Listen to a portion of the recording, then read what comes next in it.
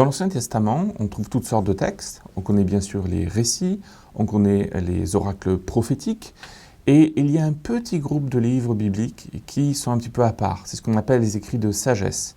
Il y a le livre des Proverbes, le livre de l'Ecclésiaste, qu'on appelle aussi Qoéleth, et puis le livre de Job.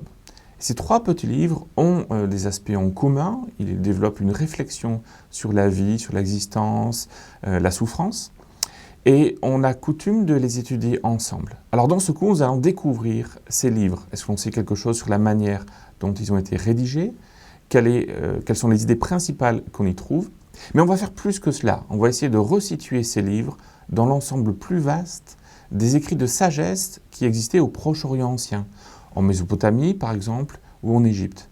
Et en faisant cela, on va se rendre compte que la diversité que l'on trouve dans ces quelques livres bibliques, entre d'un côté des proverbes, qui énonce une sagesse traditionnelle, ou le livre de Job ou de l'Ecclésiaste qui étudie des cas limites où l'on est dans la souffrance ou dans la difficulté, eh bien, tout cela s'éclaire si on comprend qu'il s'agit d'un type de réflexion, ou plutôt de deux types de réflexion, que l'on trouvait également en Mésopotamie ou en sagesse. Et on va étudier un petit peu cette dynamique entre une sagesse traditionnelle d'un côté et une sagesse qui explore les problèmes de la vie et de l'existence de l'autre.